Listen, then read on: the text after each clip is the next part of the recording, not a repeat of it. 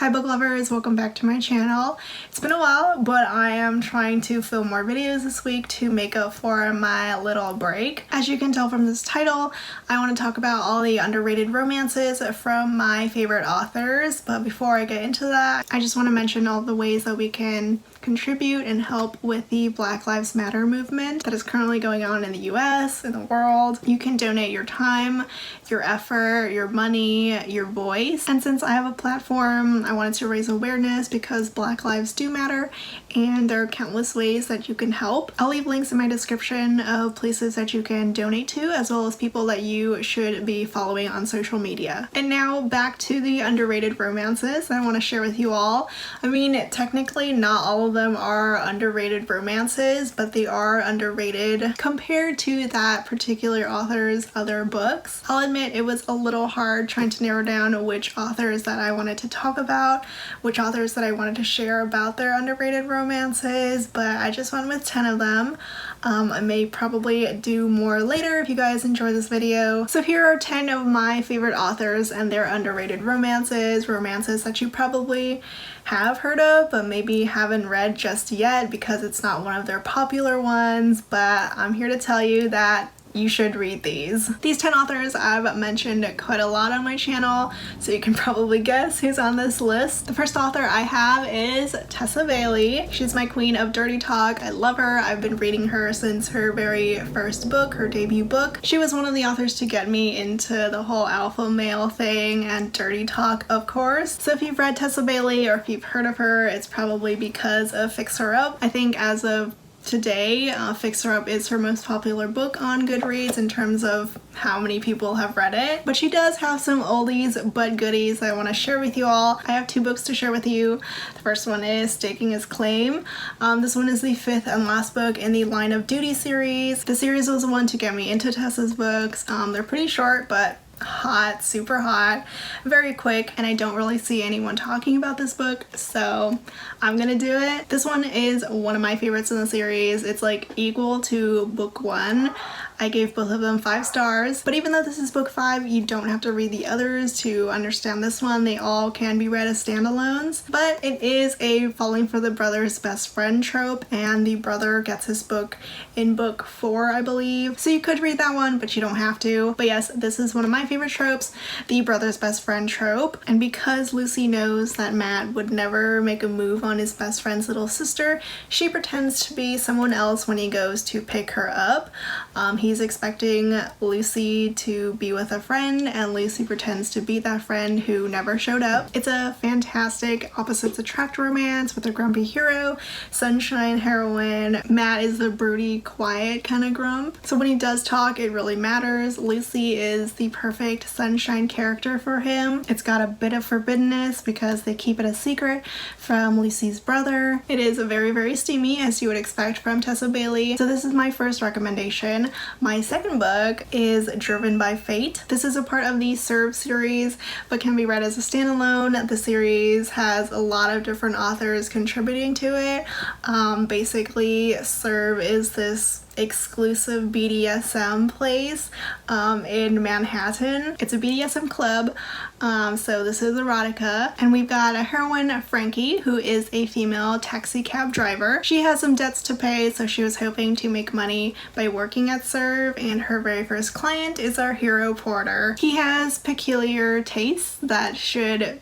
kind of scare Frankie just because she's never experienced anything like it, but she's into it, and Porter becomes very, very into Frankie. So they make a deal to continue playing with each other, but of course Porter can't seem to let her go. There's a good dose of angst in this one, maybe some groveling too if I remember. I love this one. I used to reread it a lot. I mean, we've got a hot British dom falling for this super sassy sub who wants to fight for her female taxi cab company. So it's great. It's definitely a lot more underrated even compared to Staking His Claim. So if you want to see how Tessa Bailey dabbles with BDSM, give this one a try. Next is Elle Kennedy, who we all know and love for her contemporary sports romances, new adult sports romances. Her off-campus series is one of my favorites. She has a spin-off, the Briar U series.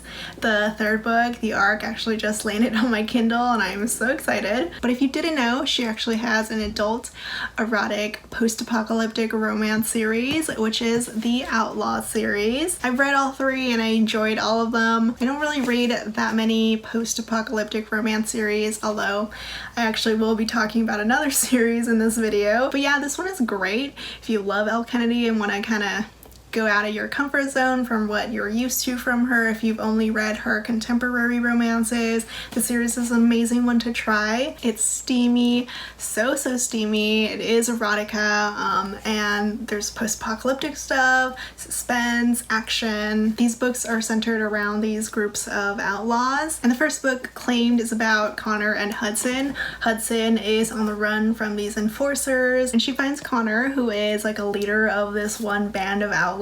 He's her best chance at survival, but she does have a little secret that might put all of them in danger. Book 2 is Addicted. It's a friends to lovers romance. I love this one, mainly because I love friends to lovers. But Lennox and Jamie have to band with Connor's outlaws after their outlaw group has been attacked.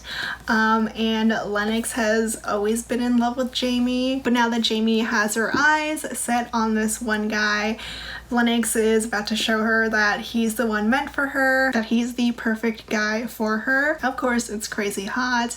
I think every book has at least one threesome in it, and then the last book is actually a menage romance, so threesomes galore, and that is ruled. This one we have a female leader. The heroine is the female leader of her band of outlaws, and her two loves are her second in command and the guy that Jamie had a crush on in book 2. Sloane and Rylan worship Reese. I mean, she is so badass. But yes, the series is great. Definitely underrated compared to Off Campus and Briar U, but I highly recommend it, especially if you want to read some smut set in this outlaw world. I also have these two big art copies that I treasure because Addicted was the very first galley that I ever got in physical form, and honestly, if Elle Kennedy writes another book in the series, because even though Ruled is the last book, the third and last book, there's still so much more that she could explore in this world. So if she ever does write another book in the series, I know, you know, it's not popular, not a lot of people read it compared to her other books, but if she did write one, I would be so happy. My third author is one of my faves, Mariana Zapata, and I went with Rhythm, Chord, and Malikan. I would not really consider this like an underrated romance because it has a ton of ratings. Mariana is a super popular author. None of her books are ever underrated, at least not anymore. But compared to The Wall of Winnipeg and Me, Cool Tea, and Underlocked, this is nowhere near that level. I decided to go with Rhythm instead of Lingus because Lingus does have less ratings and it was her debut book, just because I feel like Lingus is talked about a little bit more because of the porn star hero, whereas this one is another rock star romances in a plethora of rock star romances. But it's still wonderful. I love this book. It's like so much more wholesome, I guess you would say, compared to some of the other really dramatic and angsty rockstar romances. It is slow burn, of course. I think the only non-slow burn book that she ever wrote was Under Lock. But yeah, this is slow burn, and the heroine Gabby goes on tour with these bands as the band Merch Girl. She ends up falling for Sasha, who is the lead singer, but they do start to become friends first. I honestly love all of the friendships in this book. There are so many characters, so many wonderful, endearing characters that I would really love books for, like Gabby's brother and their friends. It's just a wonderful cast of characters. Each of them brings their own uniqueness to make this one such a fun read. Sasha and Gabby have some fantastic banter together, especially since Gabby has the sassiest mouth ever. It's just really sweet, which you wouldn't really expect from a rockstar romance. Very low angst and drama. But if you were wondering which Mariana Zapata book to read after, like Winnie or Cool Tea, try to pick this one up because it is wonderful. I'm sure you were expecting it, and yes, Lacey Kleypas is on this list, and I decided for her underrated romance to go with Stranger in My Arms, which is a standalone romance. I've actually got 3 copies of it, all with different covers. This one has this such a pretty step back. But yes, Stranger in My Arms. I read this one last year, loved it so much. Definitely one of her underrated romances, as it's not really talked about as much compared to, you know, her popular series like Hathaway's or The Wallflowers, and of course her new Ravenel series. But this one is an oldie but a goodie. In this one we have our heroine Laura, who was married until her husband Hunter was lost at sea and was considered dead. This is actually great news for Laura because she never loved Hunter. He was, I think, abusive, or emotionally and verbally abusive to her. She was never in love with him, so she's a little bit sad but more happy to be free of him. But it turns out Hunter is not dead because he comes back into her life, except he is a lot sexier with a huge change in personality. One is that Hunter is very much in lust with his wife, which he's never shown her before. He has never ever wanted Laura in a way that he does now. So this Hunter is determined to make Laura his wife again, to love her and to have her love him back. So Hunter is gorgeous and alpha and sexy, and I love him. It's a bit of a mystery who he is. Is he really Hunter? Is he someone else? Why does he look like him? But I just love this book so much. One of my favorites from Lacey Kleypas. And also, ever since I read this book, I keep seeing all these different historical romances with this kind of trope, with this dead husband coming back to life. Like, I'd never seen that until I read this book only last year, and now I can't stop seeing all of these books with this trope. The next author that I went with is Kristen Ashley. I used to love her so much. I don't read her as much these days, but I love her Rock Chick series, her Dream Man series. I love her Unfinished Hero series. I've reread or re-listened to the audios for that series a lot. She has so many books. She's written like over 50 romances, and this one is one of her underrated romances. It's not really one of her readers' favorites, and I only ever loved one book in the series, and that is The Greatest Risk, which is part of her Honey series. The series was weird because it is a BDSM erotic romance series, and I tried reading the first book, which is The Deep End, and I ended up DNFing it. I could not read it because the writing just didn't work for me. The writing was just so strange, and if you've read Kristen Ashley, you already know that she has a particular style of writing that's very descriptive and very long. But The Deep End was even weirder than that. I just could not get into it. But when I was sent this third book in the series, I decided why not give it a try. Maybe you'll like it more than the first book, and thank God I did. I really enjoyed The Greatest Risk. It is huge. I mean, most of her books are really big. This one read totally fine as a standalone. I didn't even read book 2. It is a BDSM romance with a dominant hero and a submissive heroine. She's actually a switch, so 6 is a dom and a sub, but when she's with Stellan, she is a sub. So the Honey is their BDSM club, and she's known as the Ice Queen there. She's this really badass mistress, and even though she's this really incredible and tough woman, she has this heartbreaking and tragic past.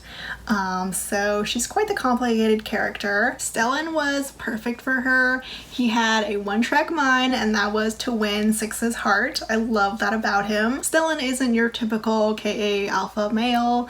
I mean, he is still alpha, but he's so wonderfully tender with Six. All he wanted was to love her and to have her love him back. I guess you would consider this kind of insta-lovey, at least on Stellan, the hero's part, but honestly, I love that. I love when heroes are all in from the very beginning and do their very, very best to win the heroine's heart. Next up is Kennedy Ryan, who I absolutely adore. This series, well, I guess one particular book that is one of her underrated ones, is the first series that she ever published, the Bennett series. She actually published this with a traditional publisher, Forever Romance, and then decided to go indie. My particular favorite is book 3, Be Mine Forever, which is a friends to lovers romance. But I do recommend the first 2 books if you love like super angsty, dramatic love triangle romances. If you love messy love, you probably will enjoy the first 2 books, which follow the same couple. But Be Mine Forever is one that I really, really enjoyed. I mean, I generally love friends to lovers romances, and this one is just wonderfully written. I mean, even when I started reading her, I knew how wonderful Kennedy Ryan was at writing, and over the years of reading her, I've only fallen more in love with her. But this one is a childhood friends to lovers romance. Cam is actually the other guy in the love triangle in the first 2 books. I wouldn't really say that's a spoiler just because it's fairly obvious who that heroine is in love with and ends up with. But Cam and Joe have been friends since forever, and Joe has had the biggest unrequited crush on Cam. Cam does put Joe through the ringer. Even though this isn't a love triangle, it's still super angsty, very dramatic, and very heartbreaking, especially because Cam has a very tortured and tragic past. It takes a mean and tough Joe to pull him out of his brooding ways and show him that he is very much deserving of love, of her love. If you love all the drama, all the angst, all the back and forth that comes with those things, give this one a try. The next underrated romance I'm choosing is from Samantha Young, and that is Things We Never Said. This is book 3 in her Heart's Boardwalk series. This series as a whole is definitely not one of her popular romance series like On Dublin Street, and this 3rd book did come out just last year, so it doesn't have that many ratings, but I'm just gonna choose it anyway because I love this book. I recently listened to it in audio and it was fantastic. So much angst. Again, if you couldn't tell, I love angst.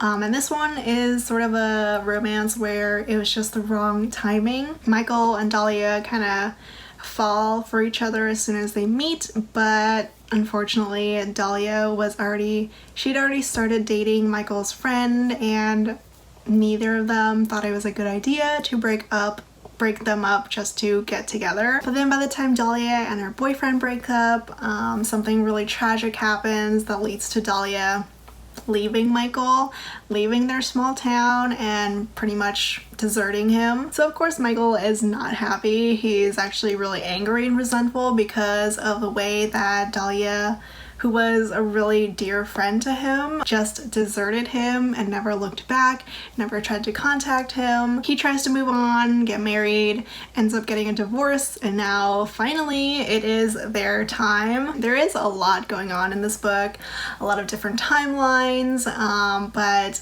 it was so well written. I loved all the angst, all the drama. My heart physically hurt for Dahlia and Michael. These two are so broken, so hurt, lots of resentment on both of their parts. It's just a very emotional romance that makes you feel a lot of things. It is a slow burn. It does take years for them to finally get together for their happily ever after, but it's just so good. I was so hooked. It is book 3 in a series, but can be read as a standalone. I mean, I read it years after the first 2 were released, and I don't really remember all that much from the first 2, so it was fine. And the author actually just recently announced that we're getting a 4th book in the series about this much highly anticipated couple that's been teased throughout the entire series. So I am very excited for that one too. So this next underrated romance series is the 2nd post-apocalyptic romance series, and that is the Fallen World series by Laura Thalassa. This is a trilogy, but I only own books 1 and 3. I was actually planning on getting book 2 at a at Polycon, but that got canceled. But the first book is The Queen of All That Dies. This is new adult post-apocalyptic dystopian romance. It's got such a complex anti-hero. Like, I love him, but I also hate him. He's the king of this new empire. He's pretty much taken over the world. The war that he's instigated has gone on for years, maybe as long as a century, and he's actually never aged since he started the war. So there's that weird sci-fi part of this fantasy romance. Serenity is our heroine, and she has been through so much. All she knows is war and bloodshed. She's lost her entire family to war. She's part of this small, like, rebel group that's trying to go against the king, the hero. And now for the first time they come into contact, Serenity and the king, and the king, as soon as he sees her, he'll do anything to have her. Montes is very much an anti-hero. He's not a good guy, but the more you read, you do start to understand his, like, reasons for doing everything that he did. The series was just so addicting. I read it. I finished the series like in a couple days. I literally could not stop reading. I just binge read it all. The series is definitely not as popular as like her Four Horsemen series or the Bargainer series. Each book just got better and better. Like the first book I finished and I was just so blown away because I just didn't know how to feel about it. I didn't know if I loved it or hated it, but the series just got better and better with each book. It's a fascinating series.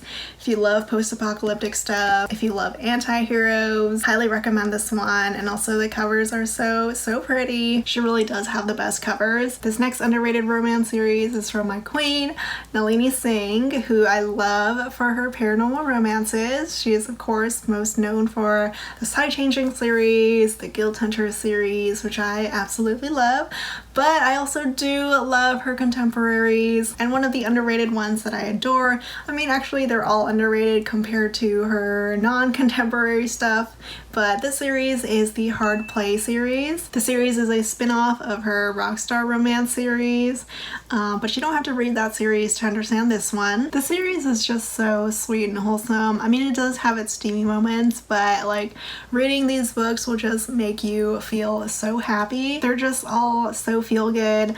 Book 1 is called Cherish Hard. This one I love that the hero is a landscaping company owner, like he loves to garden. Book 2 is Rebel Hard. It's a South Asian romance and a clash of like old and new traditions. Nina's family wants her to go into a traditional marriage with a man that they pick for her, and she realizes that is not for her. She wants to find a man that she loves first, and Raj actually does want that traditional marriage to follow in his family's traditional culture. So these two want such different things but end up falling for each other anyway. Raj is a total sweetheart. Nina is fabulous. I love these characters so much, and it's also a double virgin romance. And the third and latest book so far is Love Hard, and this one is a rugby romance, a sports romance, and it was just as fantastic as the first two books. It's got a single father hero with a daughter who is so freaking adorable. The heroine is actually the former best friend of Jake's late wife, late mother of his child. The three of them were all like had a really good relationship. The two ladies were best friends, Jake and Juliet. I mean, they liked each other, but also loved to pick on each other. And now that they've reunited about a decade later, it's like that decade never happened, and they're back into their fun and witty banter. Jake knows that Juliet is the one for him. I loved how romantic he was. I mean, he's been out of the game for so long, but he knows he still has his moves. And I love the way that Juliet was with Jake's daughter. When you have, you know, single parent romances, that relationship between the child and the child's parents' love interest is so important. I just adore them so much.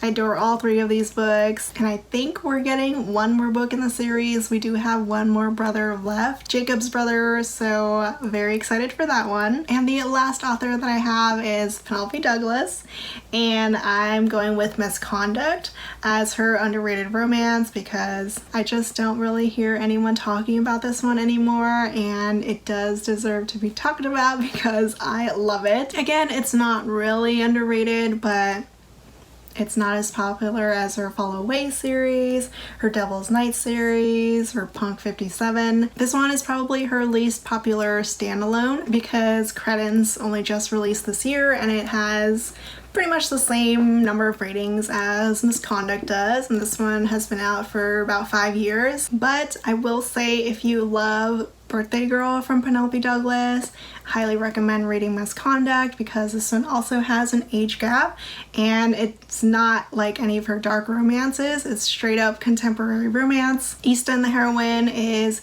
a new teacher and she ends up falling for one of her students' fathers. So it's a forbidden romance as well. Super steamy. It's got a ton of chemistry and tension. Tyler is a total DILF.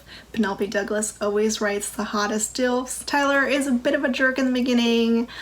He has a very rocky relationship with his son, who is Easton's student. He wants to go into politics to become a senator. He's very ambitious, and he's very used to getting his way, but Easton is definitely not a pushover. She has no problems with setting Tyler straight, setting her own boundaries, and not letting him get his way, you know, every single time. I love this one. I mean, I love Penelope Douglas, so it's not a surprise. It's not your typical teacher-student romance. It's teacher-student's father romance, but there's still an age gap. And wonderful news, I do think Penelope has some sort of plan for Christian, Tyler's son, in the future, probably in the distant future. So maybe someday we'll be getting Christian's story, and if he's anything like his dad, I'm sure I will love him. So that's it for my favorite underrated romances from my favorite authors. Let me know if you read any of these, if you have your own like different favorite underrated